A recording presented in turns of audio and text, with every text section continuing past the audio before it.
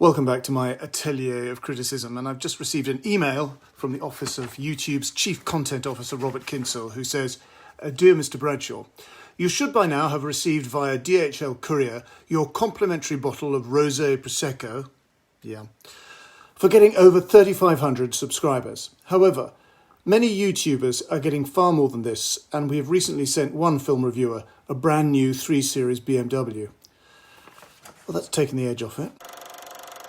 Jane Austen's calm, subtle novel Persuasion gets the Bridgerton, Fleabag, Bridget Jones treatment in this smirking rom-com with more wrong notes than an inebriated squadron of harpists, including everything but a last-minute rush in a barouche to Bath Airport. I'm Captain Wentworth and I am handsome.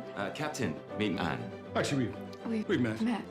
Long ago, not before I was handsome. Your face has matured. Your hair remains intact. Your hair is also suitably appropriate.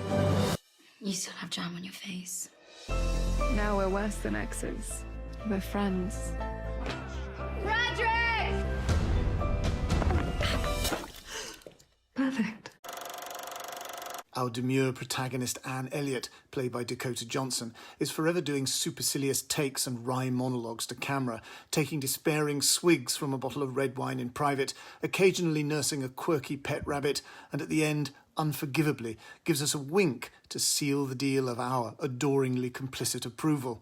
The final wedding scene gives us a cutesy reveal to the effect that it's not our hero and heroine getting married, a comic twist I suspect pinched from the ending of Amy Heckerling's Austen homage, Clueless, and involving two distinct characters whose status and purpose this film therefore gets very wrong. The casting in itself isn't wrong. Dakota Johnson looks and sounds the part of Anne, who 8 years before had been persuaded to turn down a marriage proposal from the handsome but penniless sailor Wentworth, in which role Cosmo Jarvis does an honest job with a touch of Colin Firth/Hugh Grant in his shy yet grumpy reticence.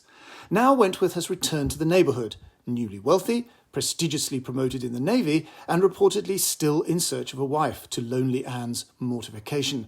Meanwhile, her family has fallen on hard times due to the spendthrift snob father Sir Walter Elliot, amusingly impersonated by Richard E. Grant. Her selfish sister Mary, scene-stealingly played by Mia McKenna Bruce, takes her away to Lyme, where the pretty sisters of her brother-in-law Charles, Ben Bailey Smith, involve Wentworth in diversionary romantic attractions. Her cousin William Elliot, Henry Golding, a smug claimant to her father's baronetcy, makes advances, and she is still actually close to the mentor who disastrously persuaded her against Captain Wentworth in the first place, and this is Lady Russell, Nikki Amuka Bird, who in this version is someone who makes cougar sex tourist visits to Europe off camera. Jane Austen books shouldn't be holy writ for adaptations. The Clueless movie and Curtis Sittenfield's underrated comic novel Eligible show how you can take a free hand, and this film's Bridgerton-style diverse casting arguably engages with the novel's historical themes of imperial entitlement, properties in the West Indies, naval plunder and privateering. But as far as style goes, there is something very smug, misconceived and unpersuasive about it. And so we draw to a close. Please give this vlog a like and a share on your many influential social media platforms. And very important, hit that subscribe button viciously hard and leave a comment to say that you've subscribed. And also, buy my book, The Films That Made Me, an edited selection of my essays and reviews from The Guardian. See you next week.